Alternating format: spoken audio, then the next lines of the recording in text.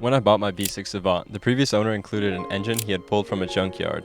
And the thing is, I have no previous experience working on engines. Now luckily we have some forged rods for the rebuild, but before we put those in, we have to disassemble and clean some parts. Also, the car has been sitting since we bought it, but you'll see at the end of the video that we will be working on it pretty soon. Recently I got something pretty special for the car. Car doesn't even run, but at least we got a big intercooler.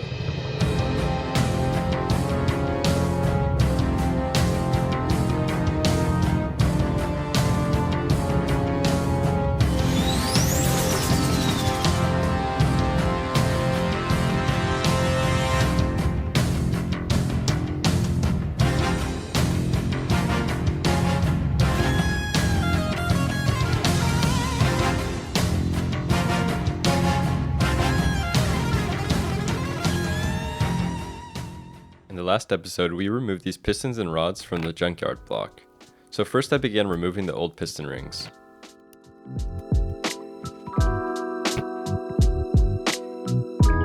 And so next was removing the wrist pins to separate the rods from the pistons.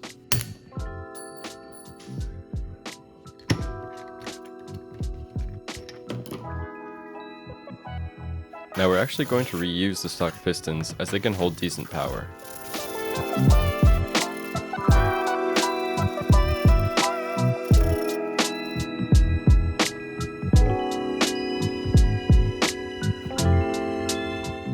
Comparing the stock rods to the forged IE ones we have, there's a pretty big difference. We started attaching the rods to the pistons, which was pretty easy. It was just a reverse of taking the pistons off of the rods.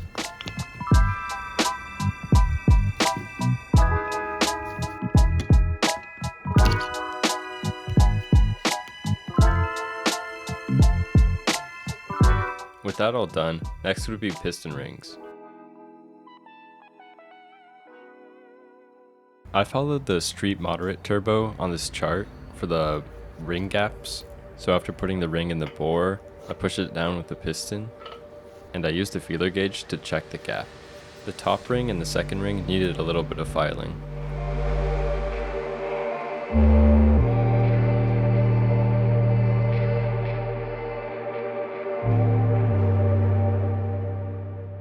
It's been a few weeks after those last clips as I was basically finishing up college. So we got the rods done, the pistons and the piston rings.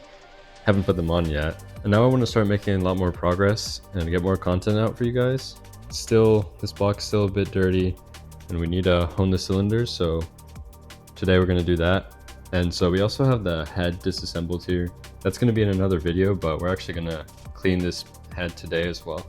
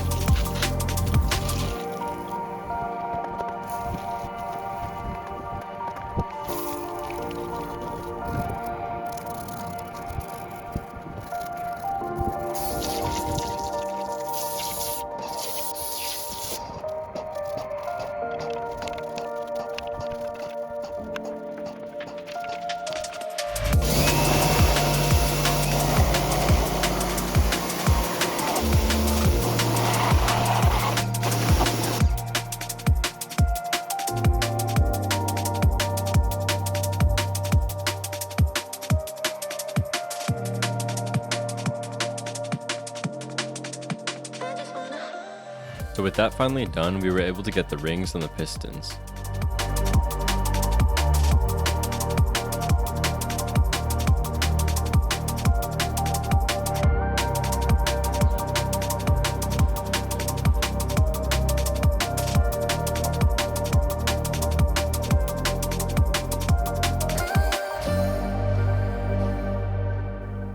With pistons done, now it's time to get the crankshaft in.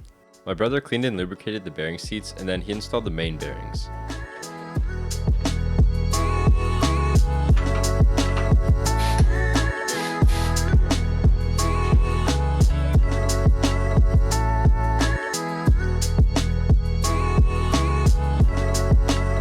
I also made sure to install the piston oil squirters.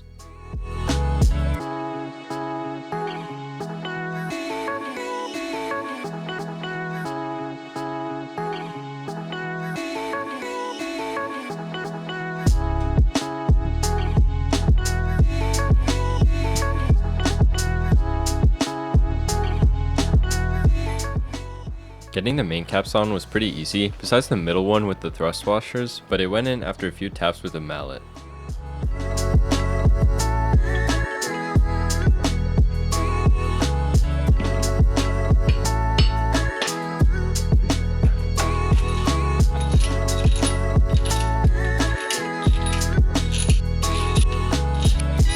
Finally, the pistons can go into the block, but this was a bit difficult as they didn't always go in first try.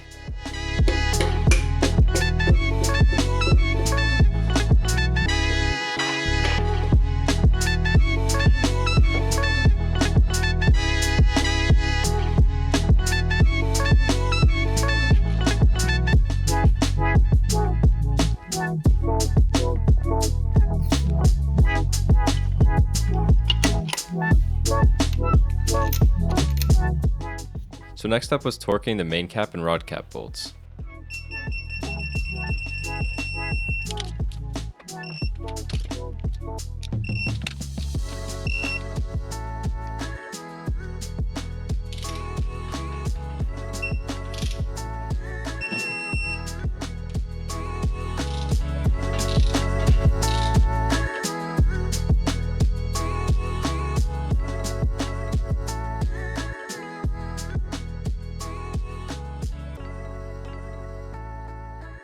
So after getting everything torqued, we then moved on to the oil pump and we were going to get that mounted on the block.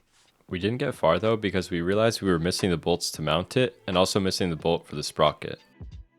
As you can see, we've already started working on removing this block. Now apparently this car suffered a timing belt failure and the head was damaged, and so we never had the head. It was removed when we bought the car. So the idea is removing this block will allow us to take parts off of it and put it on the block that we're rebuilding. Soon, in the next episode, we're going to be working on this. Hope you guys enjoyed the video though, and I had a lot of fun making it. And hopefully I can get the next one out in about a week or two.